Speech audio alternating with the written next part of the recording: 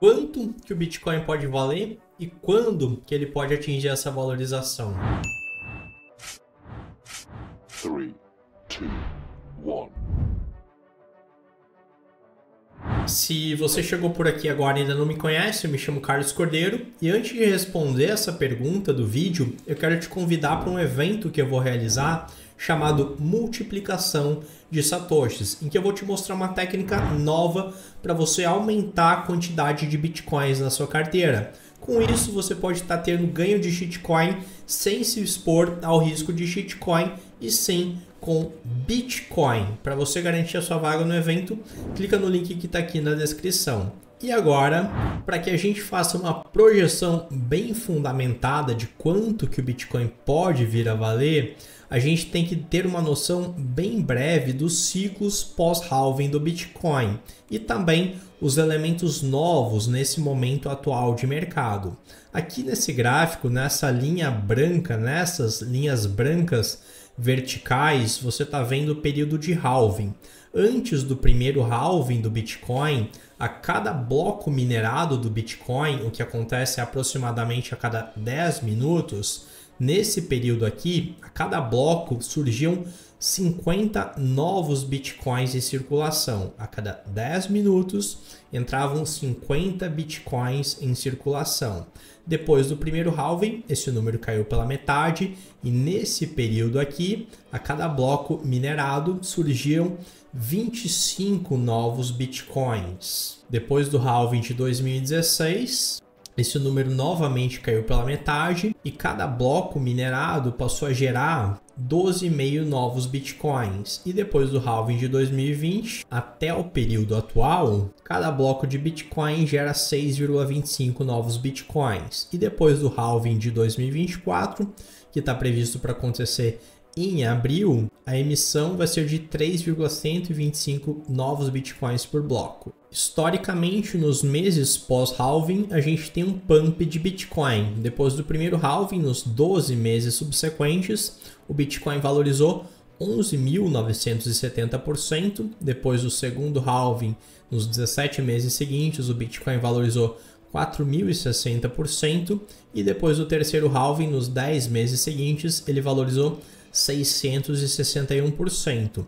A gente já nota aqui alguns padrões. Depois do halving, em razão da redução da oferta de novos Bitcoins em circulação, a gente tem um pump. Esse pump é significativo, mas embora significativo, ele é cada vez menor. No segundo halving, a valorização é de aproximadamente 30% do que foi no primeiro, e nesse último é de aproximadamente 15% ao que foi nesse segundo e penúltimo halving. E isso acontece por dois motivos, porque a cada halving o impacto na oferta é menor do que no halving seguinte. Aqui a gente vai ter uma redução de 6,25 para 3,125, é uma redução de aproximadamente 3 Bitcoins por bloco minerado, que é uma diferença bem menor do que nesse primeiro halving, que teve uma mudança de 50 para 25, ou seja, uma diferença de 25 Bitcoins a cada 10 minutos. Também pelo fato de esse ser um evento cada vez mais conhecido, cada vez mais compreendido, o que faz com que isso seja precificado antecipadamente.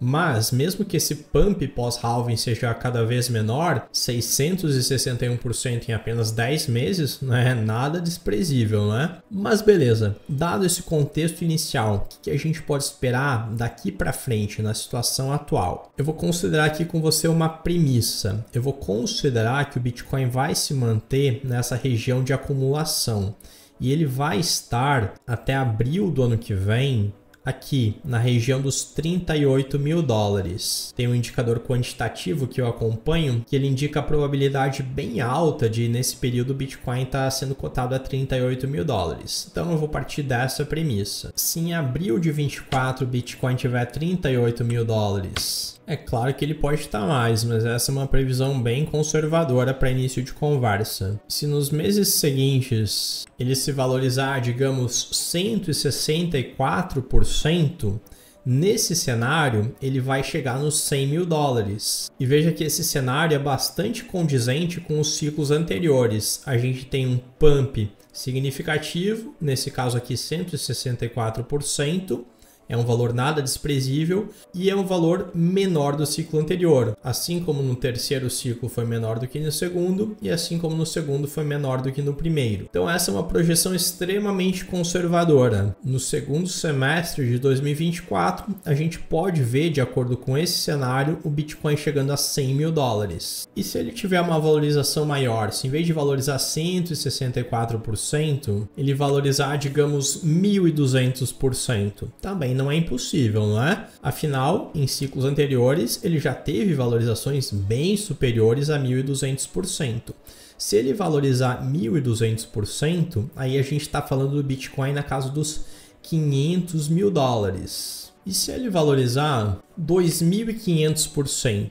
2.500% também é condizente com valorizações pós-halving em ciclos anteriores. Em julho de 2016, o Bitcoin estava cotado a 646 dólares e em dezembro de 2017 ele chegou a 20 mil dólares. E se a gente chegar a ver uma valorização dessa magnitude de 2.500%, aí a gente está falando do Bitcoin na casa de 1 milhão de dólares. Eu sei que pode parecer uma coisa bastante distante do cenário atual, em que o Bitcoin está lutando para se manter acima dos 30 mil. Mas você já viu que pumps assim acontecem e agora a gente tem um elemento novo, que são os institucionais querendo entrar em cripto. Esses fundos que você está vendo na tela, BlackRock, Charles Schwab, Fidelity, JP Morgan, eles somam 35 trilhões de dólares em ativos sob gestão e hoje em dia não é nenhuma novidade que eles querem entrar no mercado spot, no mercado à vista de Bitcoin, e já tem também muitos fundos manifestando interesse em Ethereum à vista também. Mas o ponto é que esse montante de capital, 35 trilhões de dólares, se apenas uma pequena fração disso for destinada para comprar Bitcoin à vista, esse aumento bastante expressivo de demanda, juntamente com a curva de oferta do Bitcoin, que eu já expliquei mais detalhadamente em outro vídeo, que é uma curva perfeitamente inelástica, isso gera um efeito muito grande de valorização de preços. E considerando esse efeito de uma nova demanda de institucionais numa curva de oferta do Bitcoin, que é uma oferta inelástica, somado com um choque de oferta pós-halving e também a volta da liquidez, uma vez que em meados de 2024 já deve ter havido o pivô do Fed, as taxas de juros já devem estar bastante reduzidas. Considerando esses fatores em conjunto, não é nada impossível a gente ver o Bitcoin valendo 1 milhão de dólares já na metade de 2024. O meu cenário mais conservador é aquele primeiro que eu te passei, de ele valendo 100 mil dólares, o cenário intermediário 500 mil e o mais otimista 1 milhão de dólares. Para que você entenda como mesmo esse cenário mais otimista é possível, você tem que entender como é o funcionamento da curva de oferta do Bitcoin. Uma curva de oferta normal é uma curva de oferta elástica. O que isso significa? Imagine que eu sou fabricante de uma garrafinha de água. Eu lanço essa garrafinha no mercado e ela entra na moda, tipo um copo Stanley da vida. Se eu lanço o produto no mercado e ele tem bastante demanda, o efeito óbvio é o aumento dos preços. Só que nos bens normais, tudo que você está vendo, um livro, essa garrafa, um notebook, esse aumento da demanda que gera o aumento dos preços, ele leva ao aumento da oferta. Vai ter um concorrente meu que vai me ver ganhando dinheiro vendendo essa garrafinha e ele vai montar uma fábrica, ele vai produzir essa garrafa também. Isso vai fazer que a oferta dessas garrafas aumente. E esse aumento da oferta, ele acaba tendo um impacto negativo nos preços. Isso acontece com todo e qualquer bem. Quando o preço de venda de um bem está muito atrativo, há um incentivo econômico para diversos players ampliarem a oferta. Mas isso é impossível de acontecer com o Bitcoin. Por isso que a gente fala que o Bitcoin possui uma curva de oferta perfeitamente inelástica, porque a oferta do Bitcoin independe do preço do Bitcoin. É algo parecido com obras de arte ou bens exclusivos de um modo geral. Imagine, por exemplo, um quadro do Da Vinci. Quanto mais demanda por esse quadro, obviamente mais caro ele vai ficar. Mas como é impossível aumentar a produção de um quadro original de Da Vinci, a oferta vai permanecer inelástica, insensível ao aumento de preços. E é por isso que obras de arte escassas e valorizadas pelas pessoas, elas têm um preço bastante elevado.